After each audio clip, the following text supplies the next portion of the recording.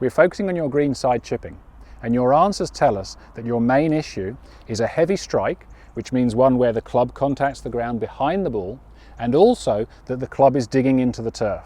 So that means it's either getting stuck or it's actually taking a divot as it moves through.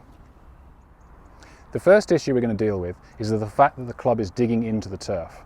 Now this means that the leading edge of the club is contacting the ground, which causes it to dig. And the way you get the leading edge to touch the ground is by leaning the shaft forward.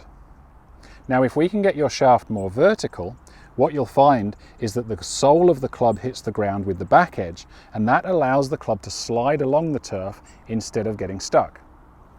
So starting at setup, let's make sure we have a vertical shaft, and that's going to tell us more or less what we want at impact, which is to return the club shaft back to vertical, as opposed to having the hands leading. So if we can get the club shaft back to vertical, when you contact the ground, the club will slide as opposed to dig. Secondly would be where the club is hitting the ground. So start by getting the vertical shaft, have a few practice swings, and the goal is to brush the grass and keep the club moving. As you're doing this, notice where the club is hitting the ground. Now you may find just making this initial change that you contact the ground more in line with the ball. If, however, you're still contacting the ground behind, we need to do something to move that contact point under the ball. So at setup, you can lean your body over to the front foot.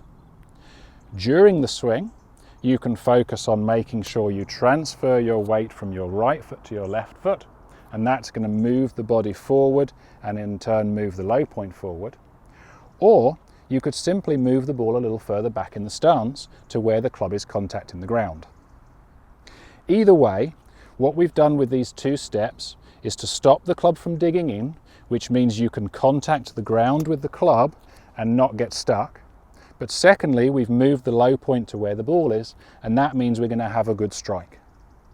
So every time you hit a shot, set up for some practice swings, and your main focus is not what you're going to do to the ball, it's more what your club is going to do to the ground. We're going to have a few practice swings and make sure you're able to hit the ground without any digging at all, and then simply step forward and try and repeat that.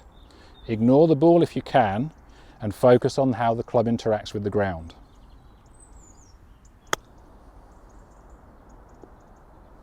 Now, if you do this in practice successfully, it means you've proven to yourself that it works and you can do it.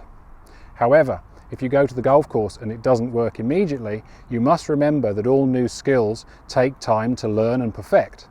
So if your first few shots are unsuccessful, you mustn't give up. Just stick to the same process and the results will come.